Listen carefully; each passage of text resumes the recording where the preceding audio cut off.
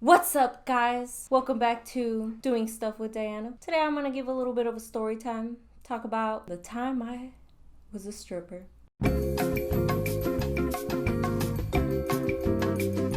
My demise, my beginnings into stripping. Let's start with little Diana back in 2017, 3 years ago. That's okay, I'm still little. I was working in the medical field. I just finished my college degree in exercise science. And I remember looking, because I worked in a medical lab. I remember looking ahead of me at all the machines and stuff and seeing this one old lady's office. She was like 60 something. I don't know. She was pretty dang close to retiring.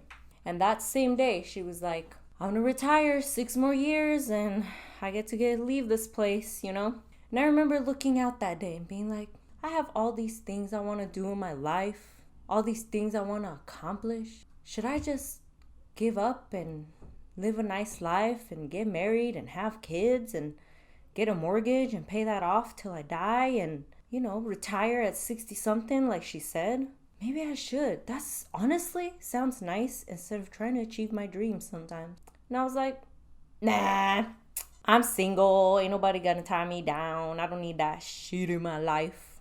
So I continued on, got a good job with connections through that medical lab. I started working as a surgical pathology assistant.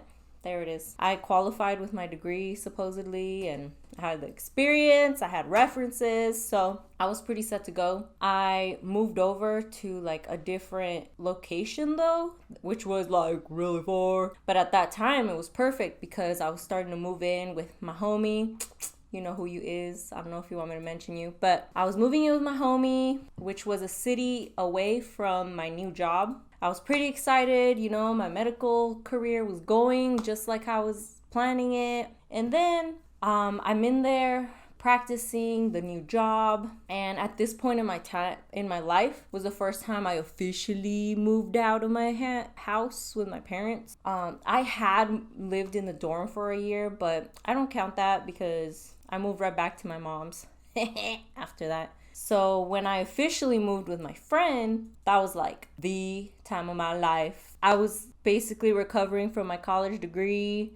I didn't want to do nothing. I was chilling. I discovered weed.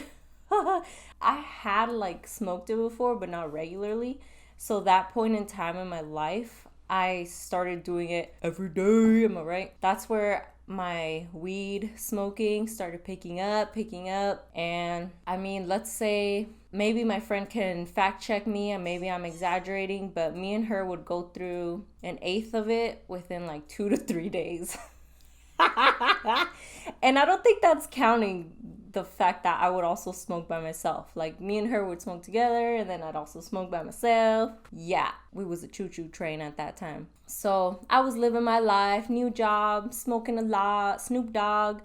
And then I was training at work. There was a microblade that I had to use in order to cut body specimens, which was cool. Don't get me wrong. I love that. But, I forgot to do one step. And that one step was the emergency brake, which stopped this little moving thing because the blade was like this. And then the specimen was like this. And then the blade had to like slightly thin out that specimen so that the doctor could see it and see if there's cancer and stuff. I'm telling you, that shit is so cool. But I messed up. And in order to stop everything, once you're completely done with the task, you put an emergency brake. And that emergency brake stops this slider thingy from moving. Well, I forgot that step. I went to go take the specimen out. And as I take it out, I grab it and it moves and my thumb gets nicked on the microblade. Being that it's a microblade, that thing cuts really thin, but it's super sharp. So my shit was bleeding. I was like, because I was like, I'm still in training. I don't want to say like I already messed up. Great. And this one guy that worked there, he was young and he was cool about it. He was like, trying to save my ass. He was like, just press on it and hope it stops bleeding so we don't have to report it. Is this legal? Can I say this on camera? Who knows? Maybe I'm lying about everything. Yeah, I ain't gonna snitch. Yeah, he was like, hold on to it, try to make it stop bleeding. I tend to be dainty about things and not like press on stuff or push stuff very good when I'm supposed to. And I was pressing on it, and it wouldn't stop bleeding. So we had to tell. And they were like, oh, okay, you gotta go to occupational health. And I was like, okay. If I remember correctly, I just kind of forgot.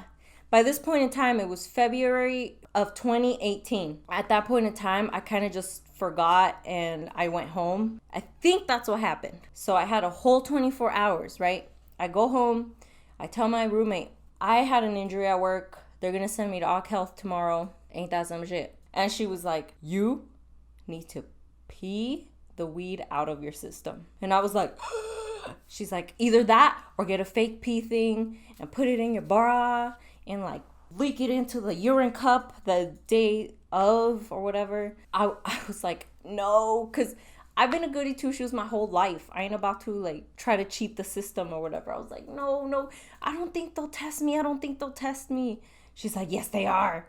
And then finally we like talked to someone that was in HR or something because she got the hookups, and they were like, no, I don't think they should test her. I think she's good. And me and her were like, whew, all right. Thank the Lord. Let's smoke a bowl. And so, you know, I went about my evening, whatever. Next day I go into work. They're like, oh yeah, okay, you need to go to Occ Health now. Okay, no biggie. I go into Occ Health. First thing they do, can you please pee in this cup? I was like, shit. Fuck. I'm not about to lose my job over this shit, am I? Please don't tell me I'm about to lose my job over that. And so I like pee a little bit in the cup, and I like don't make it to the line where they need it. And they're like, no, you need to pee more. Here's some water, sit down. And, you know, when you need to pee again. So I'm like, great, I'm caught. It's done. I do the deed. I pee in the cup. Perfect. They do like an alcohol thing, you know, where you like breathe in at the moment so they could check to see if you were drunk. And of course I wasn't. Next thing you know, 2 days later or so, probably within the same week, my boss's boss called me and she's like, your THC test came back positive. Oh, I forgot something. In between those days where I was like, waiting for the results to come back, they called me. Occ Health called me and they were like, hey, your test results are positive. Do you have your medical card? And I did. So I was like, yes, I do. Do you need proof of it? Blah, blah, blah. No, we're good. Just wanted to know. And being that I was freaking out, I said, is this bad? I was straight up. I was like, is this bad? Am I in trouble? They're like, well, it depends up to your boss, blah, blah, blah, how they're going to handle it. I'm just the person that got the results. Okay, thanks, bye. So then either the next day or the following day after that, they took me into the office and they were like, just so you know, your THC test came back positive and we can't have that in the workplace. So right now, when we figure out how we're going to deal with your ass, we need to put you on administrative leave, so hand over your badge. I basically went into this speech trying not to cry. I'm like, just so you know, like, I'm trying my best. I'm a good worker, blah, blah, blah. And that day, I was like, I'm going to get fired. So I freaking applied for unemployment, and just because I just had a feeling. And then later on, these bitches can't even fire me over the phone because I freaking live a city away.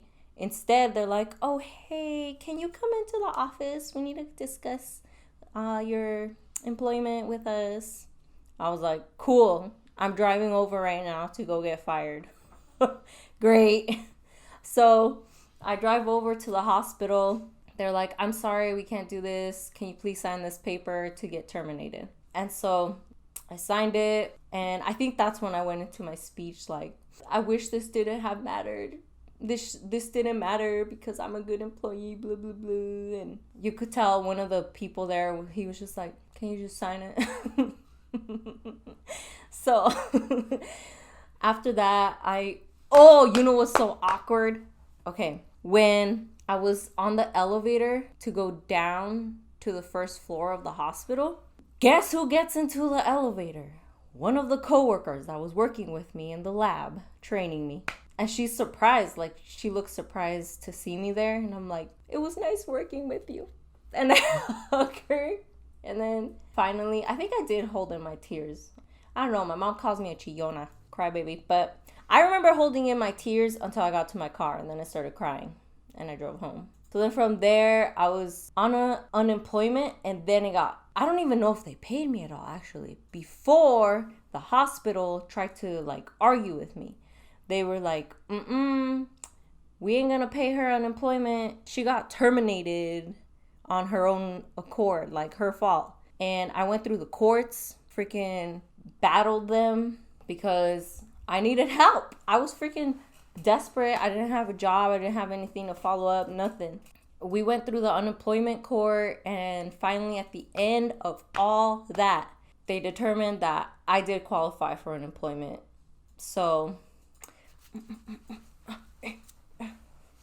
just saying, I won. When I found out I won, I cried too because I was suffering so much. I think that probably took a month or so of just back and forth, talking to the judge on the phone, back and forth. And I won. And it felt so good because I was very broke. Very broke. Just yesterday, I saw this sign from Sonic. It says, chicken loses job. Chicken is broke. Chicken strips. That was my life. That was literally my life. I was the chicken. The poor little chicken. So, I went through a period, probably a month or so of just anger and holding it against them. How could they fire me? Ha ha, you're helping me right now because I'm unemployed. It was just really emotionally distressing. And then finally, I ran out of unemployment and I was like, what am I going to do? Keep in mind, I still am renting with my roommate and my part of the rent was $500 a month. And I had 2 children, well, 2 dogs, but fur children. I had 2 fur babies to feed, and I just didn't know what to do. Also, I lost my car at that point in time because I was still paying that off, probably like $250 or so a month, not including insurance. And so my dad took it. He claimed ownership of it. We switched cars, and I got a little 2006 Toyota Corolla. That was paid off though. I just had to pay insurance or whatever. So that really helped. So I was in less of a poop than I would have been. I figured out that I did not like, what is that thing called? Camming. Because I had been trying to do that. Camming, make some cash through there so I don't have to leave the house. But I fucking hated it so bad. And just sitting there, I have ADHD, so I just can't sit still as it is. So to sit there and try to talk to people online who ain't giving you money because you're starting. I was like, I don't want to do this. But what else can I do? I was in a fuck the system attitude. I was like, I'm not going to look for another job and work for the man again. Because look how they treated me before. First thing that came to mind, dripping. And so I started looking stuff up on YouTube, how to do it and all this stuff. Tips, tricks, twerks. No, I'm just kidding. I already knew how to twerk just because I just wanted to learn one day and it was fun. And what do you know? It was convenient for my next career move. Anyway, I bought a little bit of outfits. I had some stuff stashed somewhere anyways. And the biggest investment was the heels. So I freaking make my way to the nearest club near my house. And I walk in there and I'm like, because it's crazy, it's dark. And then when your eyes finally adjust to the inside, you see these almost naked ladies freaking grinding on people and their butts and stuff and their boobs. And so I was just like, I walked in there scared as shit. And I must have looked scared or something because the security guard, he looks at me, he walks over, he's like, can I see your ID? And I'm like, yes. And I think he's the one that asked, oh, I want to audition. And then from there, I auditioned. I'm a very fast dancer. Like I said, I have ADHD. My audition, apparently, I was flying around everywhere, but they say that's how you start, right? That's how all the dancers start. And then they finally learn how to like relax and, slow down and not just perform. That day, they told me, okay, you're good to dance. And I was like, great. Can I come back later? They're like, yeah. So I left home, smoked some weed, because I was so scared. I was so scared to start. That same day when I officially started, I was just like standing in front of the DJ booth like, what the fuck did I get myself into? But after that, I still didn't really get used to it for a long time. I danced for about a year and a half. But honestly, I was planning on dancing for 5 years. And I was a lazy stripper, let me tell you. Because I would ditch half the time if I said, oh, I'm going to go in this day. I wouldn't. I was technically a lazy stripper, but I was living comfortably before I started Amway. Because then after that, I started spending half of my salary on Amway. And, I could have been living comfortably, but instead I was feeding into my brainwashing, which is great. Thanks, Amway. Appreciate it. My plan was to keep on stripping probably for 5 years till I either made it in Amway or figured something else out that I was going to do for my own business. And so embarrassing. And I went about a year and a half. And then I met my man who, after a while, when we moved in together, he was like, if you want, I can help you with your bills and you don't have to go there. And by that point in time, I was kind of going crazy myself, because the thing about stripping that people don't talk about a lot, I feel, is it takes mental toll on you. I already have anxiety, and just being in that room and, having to be the most sexual I have ever been in my whole entire life was just really overwhelming. So by that point in time, when he was like willing to help me with the bills, I was like, hell yeah, I am willing to find something else at this point. It was a whole year that I was holding off on him because we were just humping. Is that TMI? We were just seeing each other and hooking up and stuff. And at some point, my roommate was like, he likes you. And I was like, ew, gross. I'm using him for sex. He better not like me. And I thought that was going to be my attitude for the rest of my life. I thought I was going to be single for the rest of my life, freaking stripping. And then after a year and a half, I took the L and I fell in love. Now look at me, I'm pregnant. Oh, you like my shirt? Say something, Yuki. Anyway, that's my story about how I got into stripping. Don't regret it whatsoever. I'm not ashamed, because that's just part of my life. That's what happened. What can I do?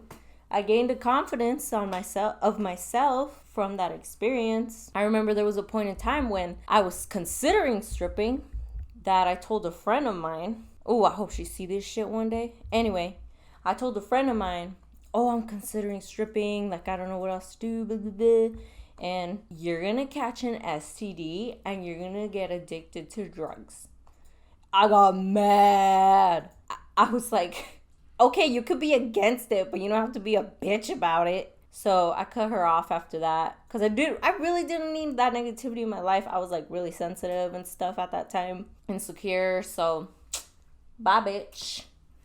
That's the thing. Now when I see people talk shit and be like, I'm just gonna give up my career and go strip, I'm like, you be acting like it's easy.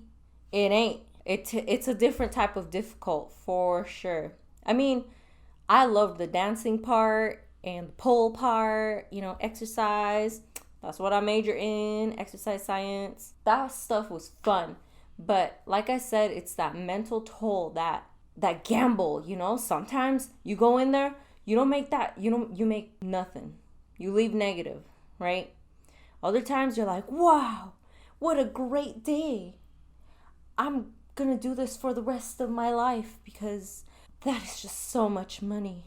It's just a really big gamble. People who talk like that, like, oh, I'm just gonna quit and be a stripper. I'm like, you be acting like it's easy. There's so many stories that I have when it comes to my experience about that place. And I can always talk about it later. Little funny stories, embarrassing stories. Got plenty of those. But in the meantime, that's how it started. Thanks for watching, guys. Like, comment, share, subscribe, comment. Keep doing stuff, homies.